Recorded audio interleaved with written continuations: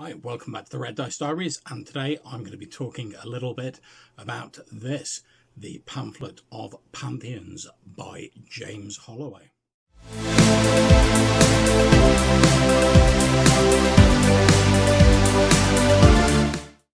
Okay, so I backed the Pamphlet of Pantheons as part of Zinequest 3. If you're not sure what Zinequest 3 is, it's like an initiative run by Kickstarter. Obviously, it's the third one, hence the 3. And it's just an initiative run to encourage people to do like little mini Kickstarter projects where they do little zines for RPGs. And quite a lot of them are OSR sort of adjacent or based, which obviously appeals to me. Now, this one by James Holloway was described as a workbook zine to help you create fantasy pantheons and religions, which is something I'm quite interested in because I'm always tinkering around with campaign worlds and stuff like that. So I decided to back it, and it's one of a handful of zines that I backed at a physical copy level.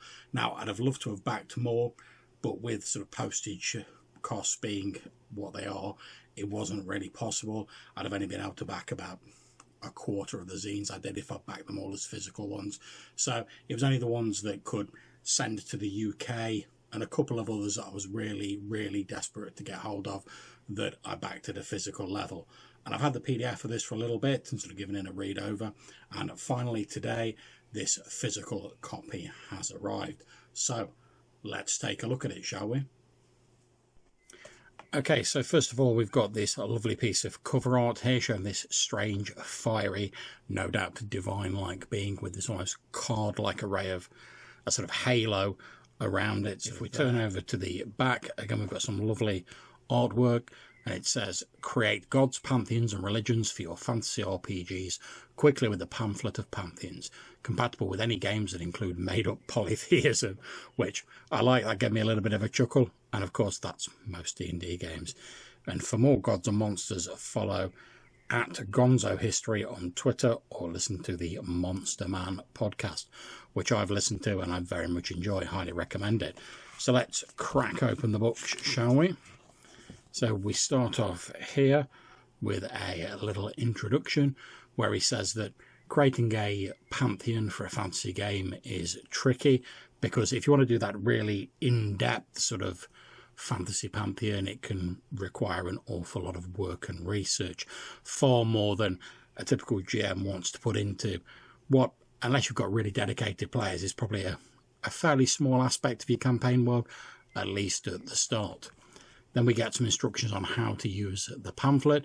You pick some divine archetypes. There are 16 in the pamphlet, but you don't need to use all of them. You roll on the tables or pick some complications for each divine archetype. You then choose a pantheon aesthetic, which is like the overall sort of vibe of your pantheon. You then add duplicates. You pick an archetype and add a second god that fits that archetype to your pantheon. So it gives the example of ancient Greece having 2 war gods, the Babylonians having loads of sky gods, the Vikings having 2 sea gods, etc. You can also combine gods, so like creating a nature god who's also a monster slayer or a water god who's a trickster. You bestow secondary attributes. You use a table for this, adding a few additional complications to each of your deities. This adds a bit of complexity with minimum effort. You add a few minor gods to the list. If you want, it's optional, or you can add them later on in your campaign. You then pick or randomly roll some features for the temples, rituals, and other aspects of the faith in the Pantheon. Then there's a handy Pantheon sheet at the centre of the booklet, which you can fill in to keep track of all of your ideas. And it says here it's meant to be a quick system and a spark to creativity. If you've got an idea for your gods that isn't in here, use it anyway. And I love the fact the author goes to lengths to point that out, because I love toolkit stuff, but you know, if you think of a good idea, you should never be worried about dropping that in. So we've got our divine archetypes here. We have the array of armies, which glories in battle, courage, can be cruel, embodies strength, stuff like that. And we get a little sort of D6 table here that you can roll on to determine some of the characteristics. So if you roll a 1, it might be a bloody brute whose reckless might the gods barely restrain. Or if you roll a 5, it might be a primeval god of slaughter given a new uniform and a bit of polish. We then have the Bestower of Plenty, full barns and bulging storehouses, the Celestial Sovereign, a sort of god of cosmic order, the Divine Physician, good one for those clerics who are into that healing. If we turn over the page, we have the Firebringer, the Force of Nature, Fruitful Earth, Heavenly Youth, the Hierarch of Hell, which is described as not necessarily a punishment of sin, a punisher of sinners, but the custodian of the underworld.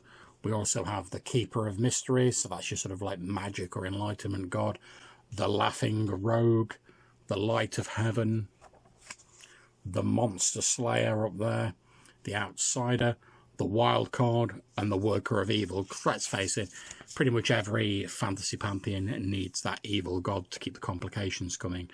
And we've got in the centre, as we said at the start, your little sheet here, 2 A5 pages, where you can jot down your notes about the different archetypes here. You can jot down your minor gods, creatures, faces and temples, treasures, stuff like that. And as I'm sure you can hear in the background, my cat's making an entrance downstairs. We then have a series of random tables. So we have the look and feel of a pantheon, where you can roll on a D6 table to determine what your deities look like. Signs of divinity, what marks your gods as actually being divine. We have a table called Bestow the Crown, and this is where you distribute some titles amongst the gods, and this starts with the king or the sort of overseer of all the gods. So if you roll a 1, your sovereign ruler might be called the Crown of Heaven. We then have a table of minor gods. So, and as it says here, you don't have to create them when you make the pantheon. You can add them in whenever you feel like. And there's a few little suggestions here from like the god of like graveyards, horses, trade, knives, cats, bees, stuff like that. We then go on to the many names of the gods. And basically this is a sort of part random table, part choice. You can roll some names on this table here, or you can pick your own. And obviously they're multi-part names. We then have some more random tables where you can determine how religious faiths are organised, what sort of rites and rituals they use, what sort of festivals they do, what sort of temples they have. Obviously my cat certainly mentioned a potential god of cat and has come in to have a little listen. We've got an example pantheon, and we have a sample filled in sheet there. And then finally we have a little table talking about divine servants, you know, what sort of creatures they're served by and what sort of treasures the gods might possess. And finally we have the credits here. So that's what you get for all of this. So that's what you get with a Pamphlet of the Pantheons.